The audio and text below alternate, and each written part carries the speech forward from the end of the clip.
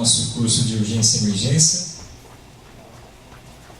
Chico, grava bonitinho aí, que é o último. A abertura tem que ter, mano. Vai. Então, nós dando andamento ao nosso curso, hoje nós vamos começar então com a doutora Juliane Rosa Poiati. Ela vai falar de cesárea em situações especiais. E mais tarde, né, a seguir na sequência, vai ser o professor Dr. Roberto Antônio de Araújo Costa. Ele vai falar de choque séptico na gestação, infecção puerperal e mastite puerperal. Doutora Juliane, por favor. Olá, boa noite a todos. Vocês viram que a divisão foi meio desigual, né? Para mim é uma parte mais breve. O Roberto ficou com a maior parte, mas o que eu queria dizer para vocês é bem isso mesmo, porque eu fui bem sucinta, é uma aula bem rápida e, de repente, o que eu considerei como sendo uma situação especial, né, de cesárea, talvez não seja exatamente aquilo que vocês considerem também como sendo uma cesárea em situação especial. Mas a gente pode discutir depois outras questões, outras situações que vocês considerem que a gente precise conversar mais a respeito. Eu, na verdade, escolhi essas três situações porque são aquilo que a gente vê mais frequentemente no nosso dia a dia. E são as complicações mais comuns que a gente tem dentro do centro obstétrico. Né? Muito frequentemente a gente vê as cesáreas de repetição com as suas repercussões, as cesáreas em mulheres obesas, que também têm as suas peculiaridades, né? E a gente tem uma certa frequência disso dentro do nosso centro obstétrico, e o acretismo placentário, que é uma abordagem que eu considero essa talvez a mais especial e mais complicada, porque envolve muitas outras coisas. Então vamos lá, para começar, a cesárea de repetição. Então, a cesárea de repetição, ela é, lógico, uma grande causa de complicações. E quanto maior o número de cesáreas que essa paciente tem, também maior o número das nossas complicações.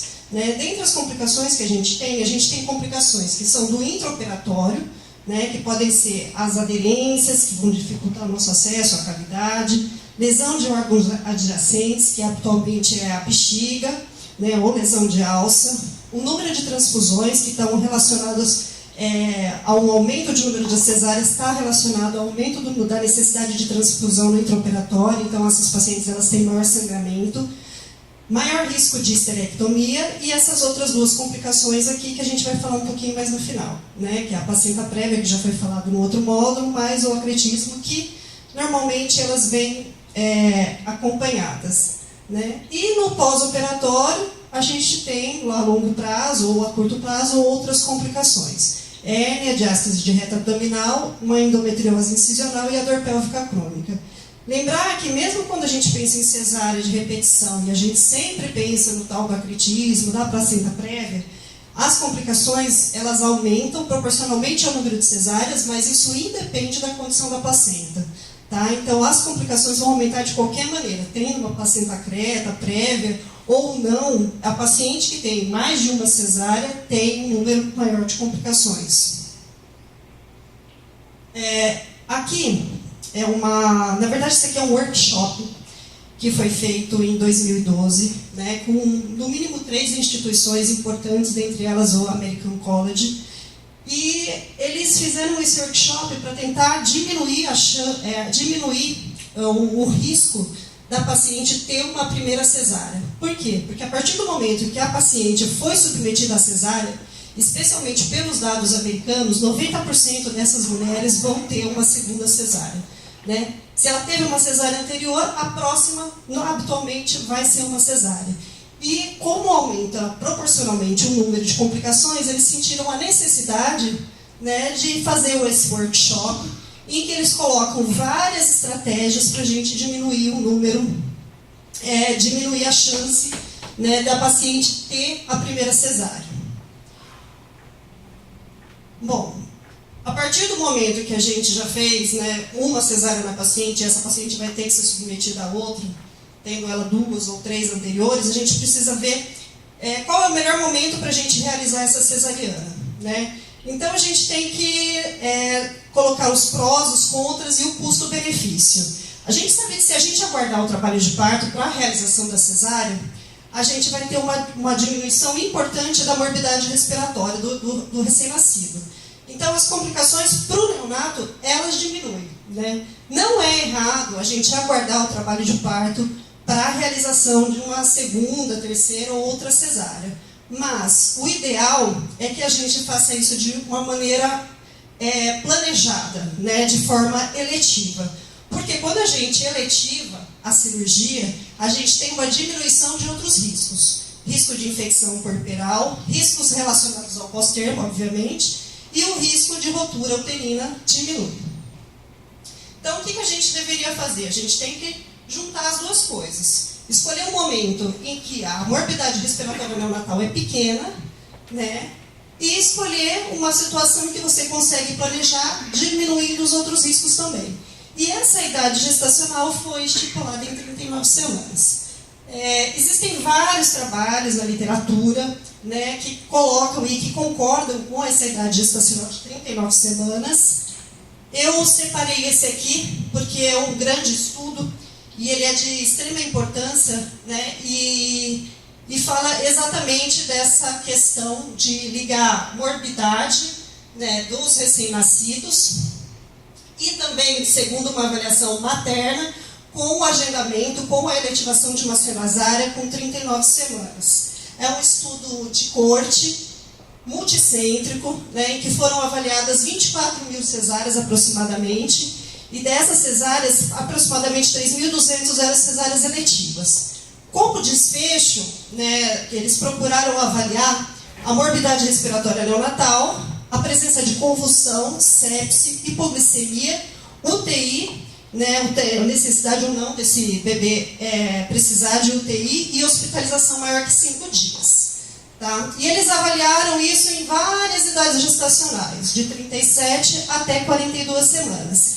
E observaram que o conjunto de complicações, né, essas aqui descritas, eram muito menor quando as cesáreas eram eletivas e eram realizadas com 39 semanas a 40 semanas de gestação. Então, na verdade, o melhor momento seria entre 39 semanas de gestação até 40 semanas e 6 dias para a realização da cesárea. E o que eles observaram em segundo momento é que o fato de você antecipar as 39 semanas para a realização da cesárea não diminuía a morbidade materna. Então, para o lado materno, não fazia diferença você realizar com 39 semanas. Às vezes a gente se preocupa bastante com o risco de rotura uterina, né? Que é a nossa principal preocupação quando a gente pensa em cesáreas de repetição. Mas aguardar até esse momento, até as 39 semanas, não aumentou o risco de complicação para a mãe. Bom, e aí tem algumas peculiaridades, né? A depender da cesárea prévia. Então, se a paciente teve uma cesárea prévia, em que ela teve uma esterotomia segmentar transversa, que habitualmente é o que acontece, que é a nossa rotina, né, do dia a dia, e isso independe do número de cesáreas prévias, de ser uma, duas ou mais cesáreas, a sugestão é que seja realizada uma cesárea eletiva com 39 semanas da gestação a seguir. Se a paciente teve uma cesárea em que ela teve uma esterotomia segmentar, né, na região do segmento mais vertical, a sugestão também é para ser realizada com 39 semanas, visto que o risco de rotura também é bastante pequeno, né? Existe esse estudo aqui na literatura que mostra que são uma revisão de 10 estudos com 372 casos em que houve apenas 4 rupturas de útero. E sendo que uma delas, somente em uma delas, a paciente tinha uma única cesárea anterior, ou seja, nas demais, ela tinha mais de uma cesárea.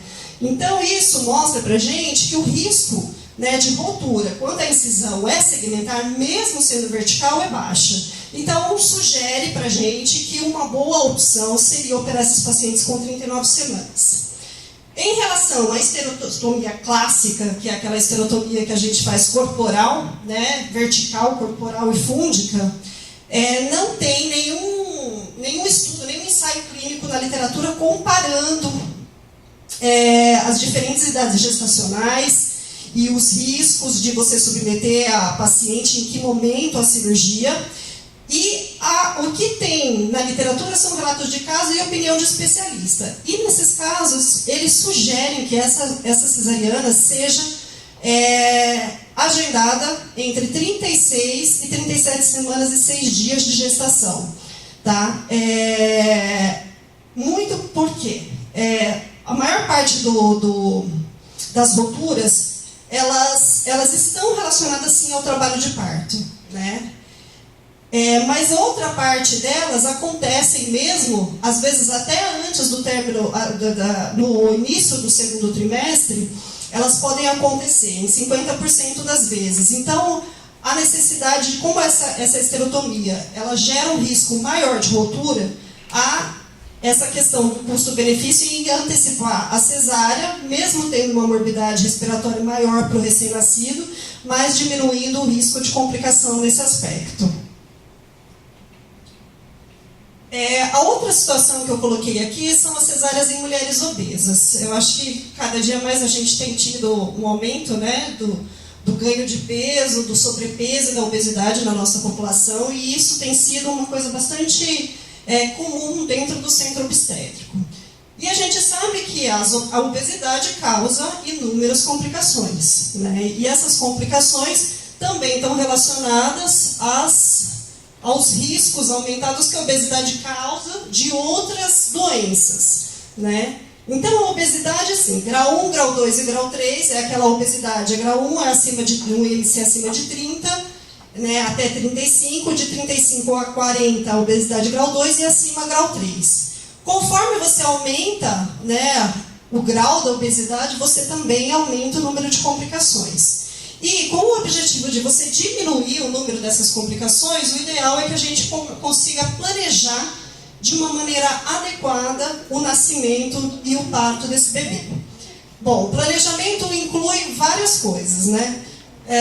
Instrumentos apropriados, né? Nem sempre, às vezes a gente não tem nenhuma mesa cirúrgica adequada para uma paciente obesa, dependendo do grau da obesidade dessa paciente, a necessidade de pinças longas, a necessidade de materiais para ajudar na suspensão de canícula adiposo, a necessidade também, às vezes, de você não ter nem um esfígmo adequado, né, para essa gestante. Então, isso tudo precisa ser planejado anteriormente ao procedimento.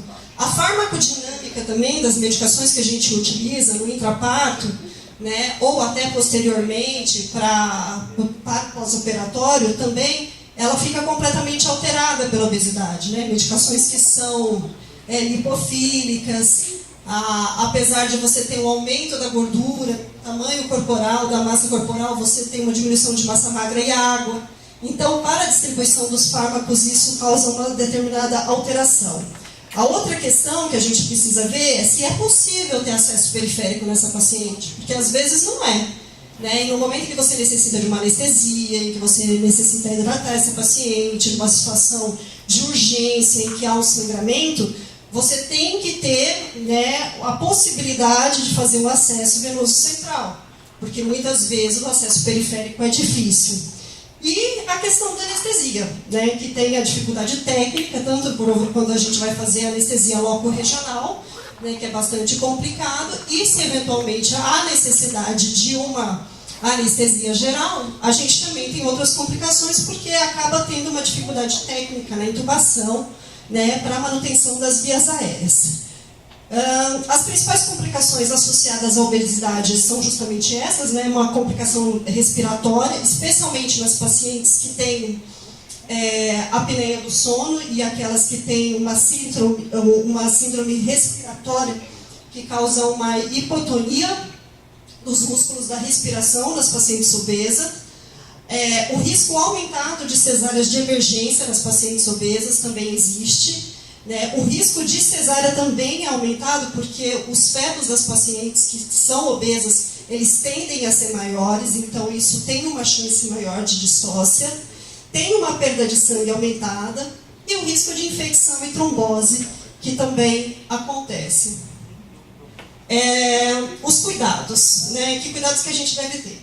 Em relação à tromboprofilaxia, na grande maioria das vezes, o que é recomendado para a profilaxia da trombose nessas pacientes são medidas mecânicas, né? Existem alguns dispositivos, né, de compressão pneumática que são usados em todos os pacientes fora do país. Não é a nossa realidade, nós não temos, mas se tivesse disponível seria uma opção, né? Então todas as pacientes deveriam receber esse dispositivo para diminuir a chance de trombose. E como a gente não tem isso, uma outra opção seria o uso das meias compressivas, tanto no intra quanto no pós-operatório. Elevação dos membros, uma superidratação sempre que possível, né, ajuda a diminuir o risco da trombose. Incentivar a paciente, né, a fazer uma deambulação precoce. E a outra possibilidade terapêutica seria a farmacológica, né? Qual medicação seria a habitual? O que a gente usa com mais frequência é a heparina de baixo peso molecular, que seria o Clexane, que é uma droga de fácil manejo, né, mas que a gente nem sempre tem disponível. A dose que a gente utiliza, ela é variável de acordo com o peso. Eu vou deixar isso tudo no protocolo depois para vocês. E ela deve ser iniciada 6 a 12 horas após o pós-operatório da cesárea, tá? E ela está indicada para todas as pacientes que tiverem o índice de massa corpórea. O índice de massa corpórea de 50, essas pacientes todas devem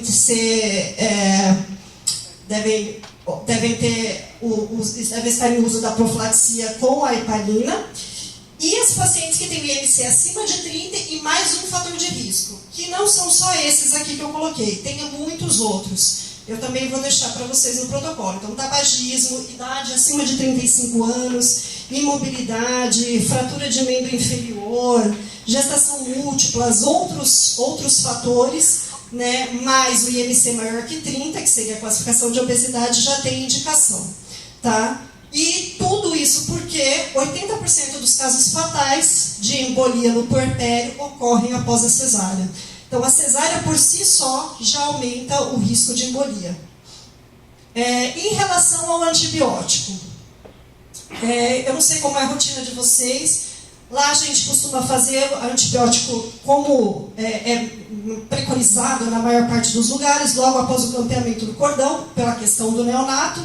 Mas a gente sabe, pelas revisões sistemáticas, que o uso do antibiótico, né, como profilático antes da incisão, antes do início da cirurgia, isso independe da cirurgia, ele é muito mais eficaz, né? Então, para os pacientes que são obesas e que já têm um risco aumentado para a infecção, o ideal é que ele seja realizado mesmo no início da cirurgia, na indução anestésica, né? Não necessitando de esperar o campeamento do cordão para a realização da medicação. A medicação que a gente usa atualmente é a cefazolina, pode também ser usada a ampicilina ou outros remédios, mas atualmente é a cefazolina, e a dose que a gente usa, ela depende do peso da paciente. Então, as pacientes que têm menos de 120 quilos e acima de 60 quilos, né, que habitualmente já são obesas, isso vai depender do IMC delas, a gente usa 2 gramas. Quando ela tem acima de 120 quilos, a gente usa 3 gramas de cefazolina.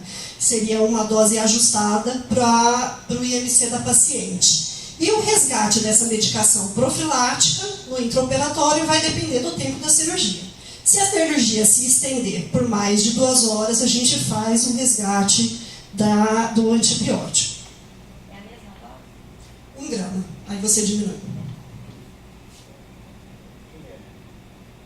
Só pensando assim, em relação a usar a heparina, tem algum tipo de paciente que é obesa e que eu use a tromboprofilaxia e não use a enoxaparina? Como que eu classifico essa gestante obesa só pelo IMC ou eu classifico obesidade antes da eurófilo? Eu queria assim, que você explicasse o dispositivo de compressão, a meia compressiva, que grau que eu classifico e falo, essa paciente aqui eu vou usar. Todas as pacientes a gente deve utilizar as medidas mecânicas, para todas as pacientes obesas, independente do IMC. se é de 30, de 35 ou acima de 40, se é obesidade grau 1, 2 ou 3. Então, as medidas mecânicas devem ser realizadas para todas as pacientes. Mas no IMC acima de quanto? De 30, tá? Porque de 25 a 30 a paciente é sobrepeso e acima de 30 a paciente é obesa.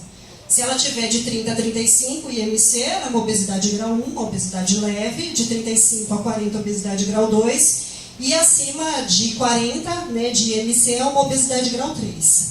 Então, para as pacientes obesas, com IMC acima de 30, o ideal é que medidas mecânicas sejam feitas para todas, com o intuito de prevenir trombose, né? Assim como a deambulação precoce, hidratação adequada quando possível, né? Nas pacientes que têm o IMC acima de 50, essas, independente de qualquer outra coisa, vão necessitar de medicação, né? Elas vão precisar de uma medida farmacológica para prevenção. E a gente vai entrar com essas medidas 6 a 12 horas após a cesárea. Agora, nas outras pacientes que tem o IMC de 30 mais um fator de risco, aí nessas pacientes a gente vai entrar com medicação também. Mas tem um monte de fatores de risco, não são só esses. Então, medidas mecânicas para todo mundo, deambulação precoce para todo mundo, hidratação para todo mundo. Medicação só para quem tem o IMC acima de 50 ou quem tem o IMC acima de 30, mais algum outro fator de risco.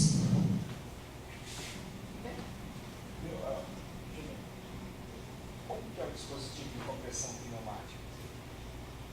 Eu não sei, ele é como se fosse uma veste, eu não sei se vocês já viram isso, a gente não tem disponível também. Mas ele causa uma insuflação e aumenta a pressão nos membros inferiores. Ele funciona como uma meia elástica, mas ele é inflável. E você já coloca no intraoperatório. E pode manter depois, enquanto a paciente não tiver condições de deambular e tudo mais.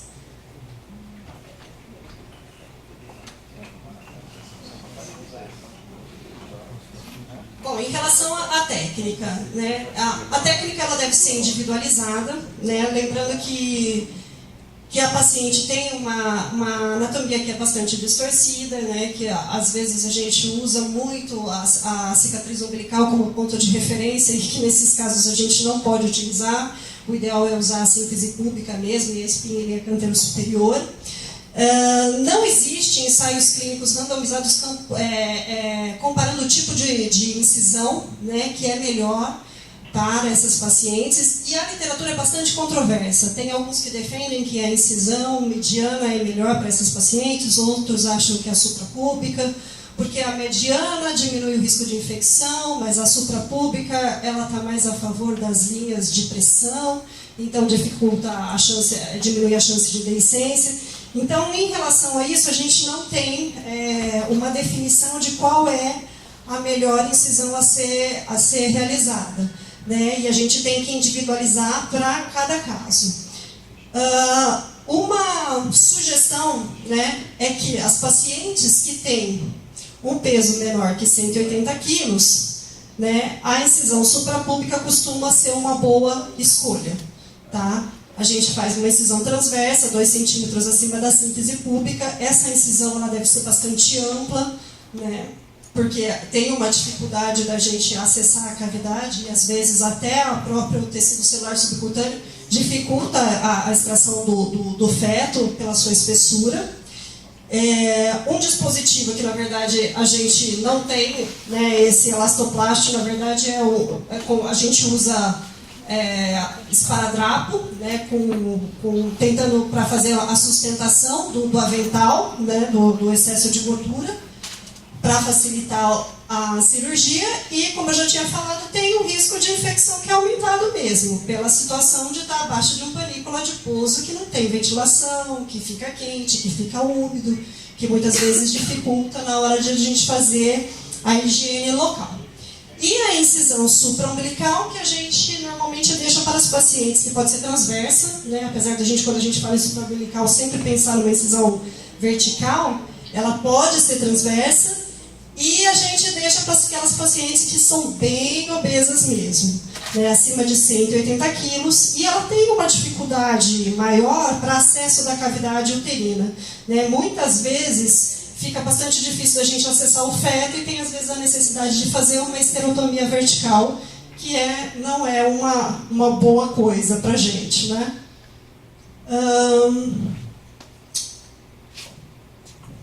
Então, a esterotomia, sempre que possível, né, quando a gente chegou no útero, fazer uma esterotomia transversa seria a situação ideal, no segmento inferior do útero. A sutura dos planos, a gente procura fazer aquela sutura em massa, né, a gente usa aquela técnica de Smith-Jones, né, em que a gente vai pegar como um todo todos os planos de sutura, né, incluindo subcutâneo, músculo e peritônio, e a gente costuma usar um fio que não seja absorvível ou um fio de absorção lenta, com o objetivo de diminuir a chance de hérnia, né, nessas pacientes, e também diminuir a chance de deiscência. O subcutâneo ele deve sempre ser fechado se ele for maior que 2 centímetros de espessura. Tá? E outra coisa que a gente costuma fazer e que não deve ser feito é a colocação do dreno subcutâneo, porque isso já tem vários estudos mostrando que ele aumenta a infecção, ao contrário do que às vezes a gente pode pensar. E agora, eu acho que essa talvez seja a parte mais importante, porque tem maiores detalhes em relação ao procedimento, né? Então, nas pacientes com acretismo placentário, como a gente já tinha falado, são aquelas pacientes, provavelmente, que já tiveram muitas cesáreas anteriores, que têm habitualmente também tem uma placenta prévia e que tem uma placenta que está anormalmente inserida na decídua. E essa placenta, quando ela se insere na decídua, ela pode se inserir em vários graus de profundidade. Quando ela invade mais superficialmente o miométrio, atravessando somente a camada basal da decídua, a gente chama de acreta. Quando ela invade mais profundamente o miométrio, increta. E quando ela chega na serosa e pode ou não invadir os órgãos adjacentes, a gente chama de percreta. A fisiopatologia é um defeito na decidualização do endométrio, né? Aquela decídua ela não existe, ou ela é uma decídua bastante tênue e fina, então o trofoblasto tem uma certa dificuldade para se implantar. Essa seria a maior teoria, né, a respeito da fisiopatologia do acretismo. Pode também estar relacionada a uma invasão excessiva do trofoblasto, que é outra teoria, e uma vascularização deficiente em uma área de cicatriz anterior. Tá? E, nos casos de placenta percreta, normalmente está associada a uma deiscência parcial ou completa de uma cicatriz uterina prévia.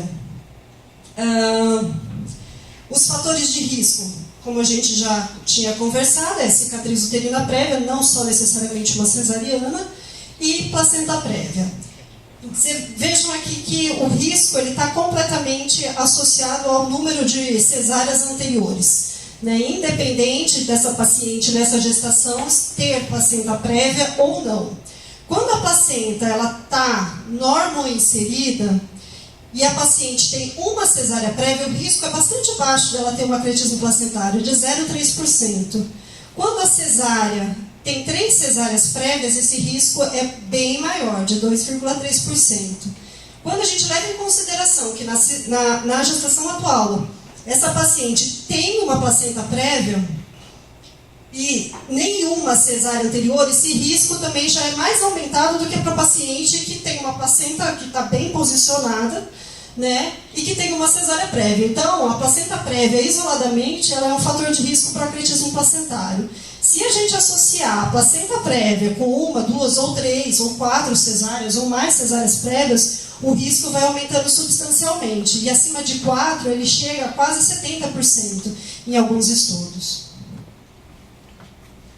O diagnóstico, como é que a gente faz? Fazer o diagnóstico clínico de acretismo placentário é muito ruim, né? Porque a gente está lá no intraoperatório, vai tentar dequitar essa placenta e ela não sai, ou diante de um parto vaginal e tem uma retenção placentária, a gente tem um sangramento que normalmente é profuso, que é bastante difícil da gente controlar. Então, o ideal é que a gente tenha já esse diagnóstico previamente à hora do parto, à hora do nascimento. Quando a gente usa o ultrassom para fazer esse diagnóstico, é importante que a gente pense em placenta creta, em acretismo placentário, porque o fato de você não pensar dificulta muito o diagnóstico, e ele muitas vezes passa desapercebido. Então, saber da história anterior, de cicatriz uterina dessa paciente, é extremamente importante. Quando a gente sabe que essa paciente tem um risco aumentado para acretismo, os estudos mostram que a sensibilidade do ultrassom ela chega a 91% para o diagnóstico de acretismo placentário. Então, é extremamente importante a gente saber a história. Então, procurar por sinais de acretismo, mas a gente só vai procurar se a gente souber que essa paciente tem epidemiologia para esse tipo de complicação.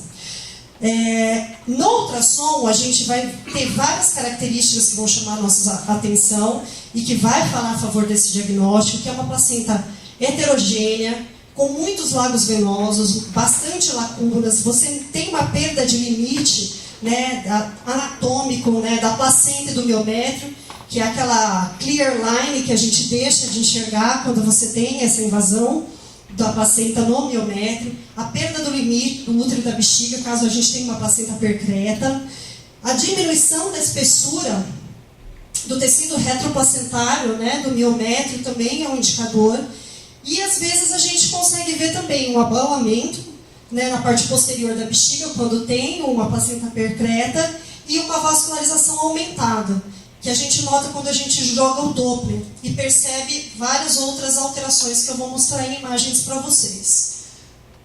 Outros exames que podem estar alterados no acretismo placentário é a alfa-fetoproteína, que a gente sabe que está aumentado, mas não sabe exatamente por quê, mas que também é muito inespecífico e não vai colaborar no nosso diagnóstico. A urina 1, que é uma coisa que a gente nunca pensa, mas às vezes é importante pesquisar a hematura na urina 1, porque se tiver invasão de bexiga, a gente pode encontrar. E a cistoscopia, justamente para procurar essa invasão e esse grau de invasão de bexiga, né, para programar o tempo cirúrgico. A ressonância magnética. Muita gente usa a ressonância magnética, às vezes a gente se utiliza dela, especialmente para a gente programar o intraoperatório, para a gente ter uma melhor noção do grau de invasão e quando a paciente tem uma placenta percreta. Quando a paciente tem uma placenta posterior, que também às vezes fica difícil a gente fazer essa análise só pelo ultrassom, mas é um exame que não é fácil de ser interpretado. Então, a pessoa que vai laudar essa ressonância magnética, ela precisa realmente ter uma familiaridade com esse quadro, porque não é fácil fazer esse diagnóstico. E há a necessidade do contraste, que embora a gente saiba que não é teratogênico e que a gente usa, dependendo do custo-benefício, né, ele pode causar algumas complicações a longo prazo no feto, como doenças inflamatórias ou até doenças reumáticas. Comparando o ultrassom e a ressonância magnética, não tem nenhum estudo na literatura, né? Esses dois estudos que eu coloquei aqui são estudos isolados, tá? Então, um estudo falando só desse achado no ultrassom e um estudo falando desse achado de placenta, de diagnóstico de placenta creta na ressonância magnética, mas sempre pesquisando naquelas pacientes que têm história a favor desse diagnóstico. Eu não sei se vocês vão conseguir ver muito bem, mas enfim. Aqui, nesse primeiro slide, é mais ou menos aquilo que eu tinha falado, né? Aqui é a bexiga, aqui é a placenta, você vê que a placenta tem áreas lacunares, né, que chamam um pouco a atenção, às vezes lembra até um pouco de uma placenta molar. Aquele limite, que é a bladder line, né, entre a placenta e a bexiga, o miométrio e a bexiga, a gente perde, né, que é essa linha mais ecogênica, ó, veja que ela desaparece aqui nessa região, que é a região onde tem a invasão, né? E vejam também que há um certo abaulamento para dentro da bexiga. Aqui, mais uma vez, as áreas lacunares, né, que chamam a atenção, essa placenta que parece um pouco mola, né? E quando a gente joga o Doppler, esse fluxo sanguíneo bizarro, exacerbado, né, de múltiplos sentidos, com bastante vascularização, que não é o habitual da placenta, né, da placentação normal. cuidados de pré-natal, então. Quando a gente pensa no diagnóstico e a gente faz esse diagnóstico, quais os cuidados que a gente tem? Bom, primeiro é a correção da anemia, porque essa paciente vai sangrar, né? No intraoperatório, ela vai inevitavelmente sangrar e vai sangrar bastante. O corticoide, quando você tem algum sinal de que esse parto vai acontecer mais precocemente, né, entre 23 e 34 semanas, por complicações da placenta prévia, que não costuma sangrar, só sangra se ela for, além de placenta creta, for uma placenta prévia, né, e a imunoglobulina anti-D. Então, a paciente que tem RH negativo e que sangra por algum motivo nessa gestação, sendo placenta prévia ou não associada ao acretismo, tem que receber a imunoglobulina anti-D. Essas outras situações aqui são coisas que a gente não usa habitualmente, mas que já foi estudada na literatura e parece que não tem um bom resultado. Uma é a doação autóloga de sangue, que a paciente você colhe sangue e vai guardando o sangue dela para o intraoperatório, mas a gente sabe que não vai ser uma quantidade de sangue suficiente, porque o que a gente usa no intraoperatório dessas pacientes é bastante grande, né? A quantidade é de habitualmente 10 bolsas. Isso é uma média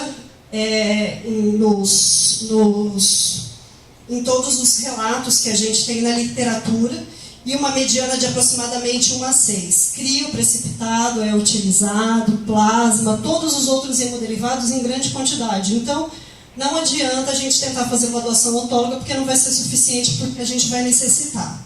A avaliação da vitalidade fetal, ela deve ser a mesma para qualquer outro tipo de gestação.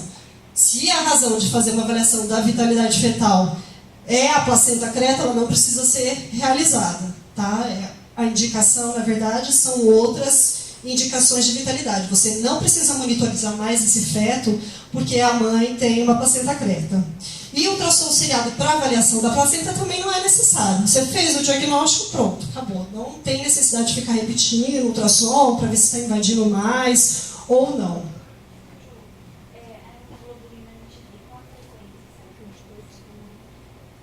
A imunoglobulina anti-D, atualmente ela tem um tempo de duração de 5 semanas. Então, se ela teve um sangramento, você faz, e se ela mantiver o sangramento nesse período, não há necessidade de repetir.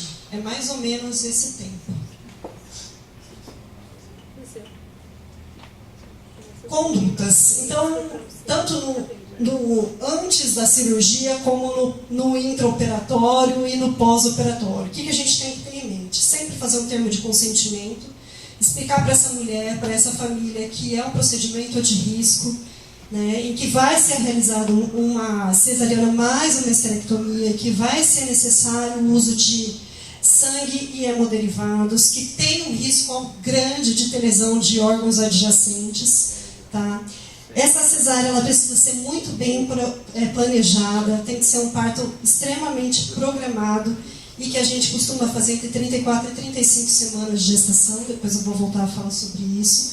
No hospital terciário, porque a gente precisa de uma equipe multidisciplinar e a gente precisa de várias coisas que nem sempre nos hospitais secundários a gente tem à disposição. A anestesia geral, ela pode ser utilizada, ou anestesia peridural contínua. A gente já fez das duas maneiras no nosso serviço. Normalmente a gente utiliza a anestesia geral desde o início do procedimento. Alguns anestesistas preferem realizar a peridural contínua até a gente retirar o bebê e após converter para uma anestesia geral. Também existe essa possibilidade. Porque é um tempo operatório muito grande e tem um risco enorme de instabilidade hemodinâmica. Eu acho que daí você tem uma... Eu não sei qual seria a explicação. Eu acho que eles conseguem controlar melhor com essa peridural contínua. E até o tempo, né, estendido da cirurgia, eu não sei se a RAC é suficiente para segurar todo esse tempo. Eu não sei o motivo. Mas normalmente são essas duas anestesias a serem utilizadas. Reserva de sangue e hemoderivado, que invariavelmente a gente vai precisar. Se a gente tiver no centro cirúrgico disponível uma sala com escopia, e também já solicitar uma vaga de UTI para os cuidados pós-operatórios.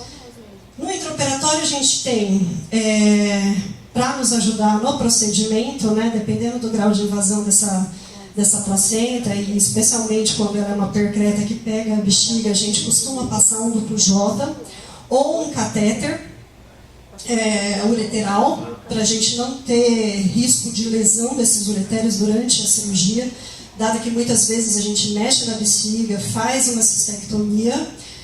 A cateterização das artérias ilíacas internas, que a gente deixa um balãozinho lá colocado e insufla e desinsufla ele sempre que necessário. E o que a gente nunca fez, mas que também é descrito como uma medida bastante importante na diminuição do sangramento, principalmente do pós-operatório, é a embolização. Para aquelas pacientes, obviamente que a gente vai preservar o útero. Então, o duplo J, a inserção é por cistoscopia, no momento cirúrgico.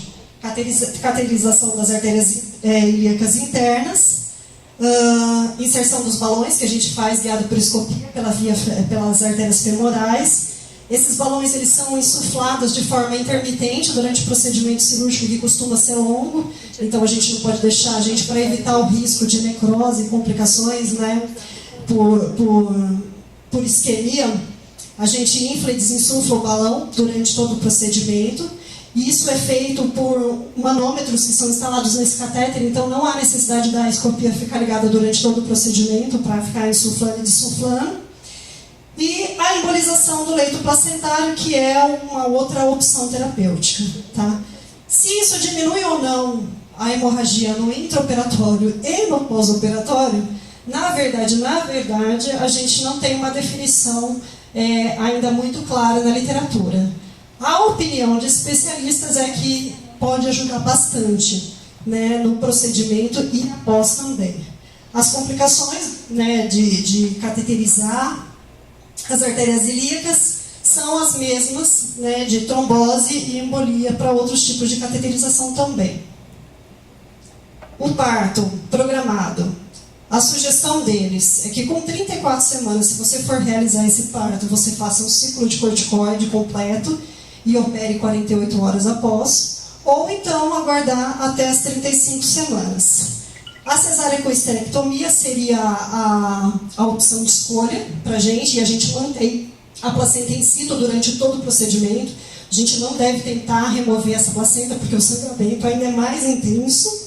A incisão ela deve ser mediana, porque é bastante difícil a gente acessar todo o sítio cirúrgico e a gente precisa estar enxergando bem. A gente precisa avaliar se existe uma lesão e comprometimento de órgãos adjacentes. E a incisão no útero, ela deve sempre evitar o sítio placentário, de maneira que a gente possa evitar uma hemorragia mais profusa do que o que realmente acontece no intraoperatório, que já não é pequeno. Na conduta conservadora, a gente tenta preservar o útero quando isso é importante para o paciente. Né? Quando ela faz questão, e se possível, a gente tenta preservar. Mas é para casos bem específicos, ou de um acretismo focal, ou de placenta creta fúndica posterior. Tá? Nesses casos, para o sangramento pós-parto, para a hemorragia pós-parto, a gente pode se utilizar de balão. Para o resto da placenta que ficou, é possível o uso do metotrexate para regressão desse material placentário, mas o risco de infecção, reoperação e necessidade de esterectomia nesses casos é bastante alto. Então tem que pesar bem o custo-benefício. Bom, acho que é isso que eu tinha para falar.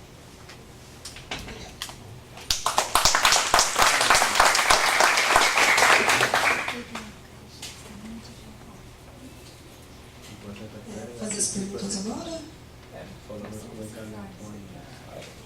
Vamos fazer, acabou cedo, vamos fazer as perguntas agora. Eu queria te fazer uma pergunta. Vocês lá, a equipe multidisciplinar, vocês chamam a cirurgia vascular ou chamam o pessoal da hemodinâmica para colocar o balão? Não, quem coloca o balão para a gente é o pessoal da cirurgia vascular. A gente sempre entra com a vascular e com a uro. Então a gente começa o procedimento com a anestesia da paciente. Anestesiou a paciente, dependendo do anestesista, vai fazer a pele contínua ou já vai fazer uma anestesia geral. Nesse momento, o pessoal da URO entra, né, e faz a cistoscopia para inserção do duplo J, ou de um catéter ureteral, que é até melhor que o duplo J, porque ele é mais rígido, então no intraoperatório você consegue perceber melhor a localização dos ureteres ali, para não ocorrer nenhuma lesão. Depois que o pessoal da URO sai, entra a equipe da cirurgia vascular, e aí por escopia, né, eles colocam os balões e eles permanecem durante o procedimento inteiro.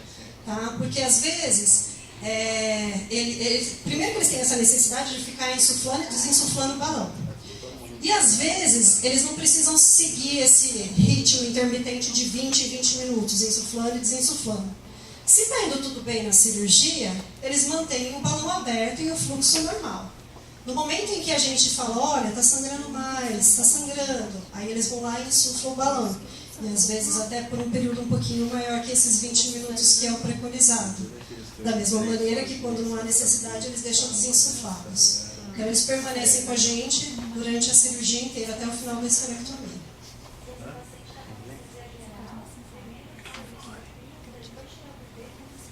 É bem demorado. Às vezes, é o que eu falei, às vezes o anestesista ele opta por fazer a peridural.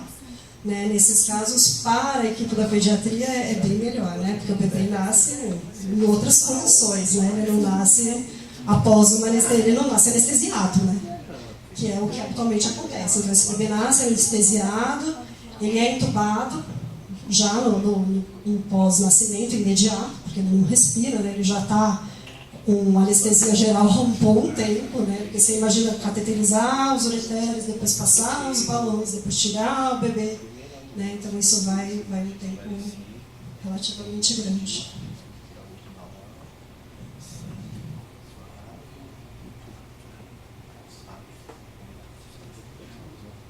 Vocês fazem a reserva de 10 bolsas ou vai pedindo conforme o sangramento? Como é que é feito o preparo na verdade, da a gente sempre faz a reserva. A nossa média é de 6 concentrados de hemácias no nosso serviço, que é o que a gente usa. A gente sempre pede os 6, eles sempre negam, né, mandam 2 e falam que vão colocando a medida da nossa necessidade. Mas sempre a gente precisa de mais. Eles já estão meio acostumados, né? Porque todas as vezes que tem esses casos, a coração sai politransfusível, na verdade. Então, a nossa média são 6 bolsas de concentrados de hemácia, além de plasma, plaqueta. Então, assim, apesar de eles liberarem aos poucos, mas na verdade eles têm noção de que eles são preparados para a guerra. Na verdade, isso aqui é uma operação de guerra. Vocês têm de parâmetro a anotação da pressão que o pessoal da vascular exerce, de quanto tempo, ou vai sendo variável de acordo com o andamento da cirurgia? Eu não sei te falar. A avaliação, na verdade, é deles. Eu acho que eles colocam um manômetro inicialmente, vê a pressão que é suficiente para ocluir o vaso, e isso por escopia. E após esse momento, né, eles desligam a escopia, até ficam ali do ladinho do campo, eles usam essa pressão que foi medida antes, para insuflar e desinsuflar o balão. E isso vai acontecendo à medida da nossa necessidade ou de maneira intermitente, de 20 em 20 minutos. Eu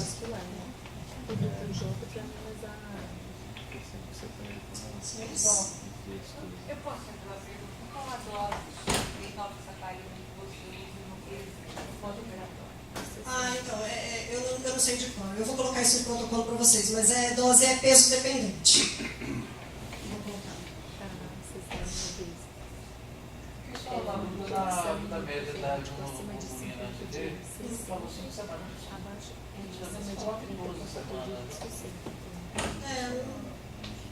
Pelo menos quando a gente faz o CUMES, você ainda encontra, você costuma encontrar títulos de imunoglobulina presente até 5 semanas. E agora Eu posso checar isso, mas atualmente é 5 semanas que você encontra o título. Porque eu tenho a impressão que, na verdade, quando a gente faz com 28 semanas, exatamente por conta dessa questão de 12 semanas, de você conseguir chegar ao termo. Na verdade, exatamente, e se o antipático não recém-nascido for RH positivo, aí você faz uma segunda dose nesse aspecto. Mas nesse caso ele é bastante complicado, pensando nisso, porque a gente não sabe exatamente a quantidade de sangramentos, né? Mas a dose que a gente faz dando globulina, de qualquer forma, se eu não estou enganado, é muito mais. Então seria quase 300 ml de sangue de transfusão, que eventualmente, coisa que é quase praticamente impossível, né? Assim, de fazer. E a gente tem que pensar, agora, claro, e a chance dessa paciente ir para uma esterectomia e não engravidar, como é que se dizer, basicamente é quase 100%, mas a gente tem que se preocupar principalmente que ela vai receber sangue. Então, se ela imuniza durante a gravidez, ela pode ter problemas transfusionais até no operatório, né? Então, a gente deve sempre pensar fazer a profilaxia. Eu sei que foge um pouquinho do tema, mas assim, hoje a gente tem, né, com a laparoscopia, muitas miomectomias, né, até de miomas grandes, né? E o que eu tenho notado em ruptura uterina, muitas vezes pós-miomectomia, e às vezes também a paciente chega com histórico que teve uma ruptura uterina, né, e vem fazer o pré-natal assim para a gente. Vocês têm alguma maneira de determinar esse útero está um pouquinho mais fino, está mais propenso com uma outra ruptura uterina? Objetivamente não. Não tem. A indicação do termo de resolver a gestação com a miomectomia prévia, teria essa indicação de fazer uma cesárea com 36 semanas ou coisa desse tipo? Não, a princípio não. A princípio é 39 semanas. Os casos que nós tivemos, todos foi antes de 39 semanas. Uhum. Não foram poucos, nós tivemos os 4 casos em um ano. De ruptura? Pós miomectomia. O que eles falam, o que eles colocam na literatura é para a gente sempre individualizar os casos. Então, assim, essa miomectomia era de um mioma que estava no miométrico, invadia a cavidade endometrial ou não, né? A posição que ele estava inserido, e aí individualizar. Mas para a miomectomia, especificamente, não tem uma data, né, uma idade gestacional que a gente se utiliza. A sugestão é de 39 semanas, mas não tem exatamente como a gente saber, porque tem miomectomias e miomectomias. Às vezes você tem um tiromioma único de 2 centímetros, que está ali numa região que não está corporal, que é mais fúngica. Então, isso varia, mas não tem nada preciso na literatura. Eles falam sempre para individualizar os casos.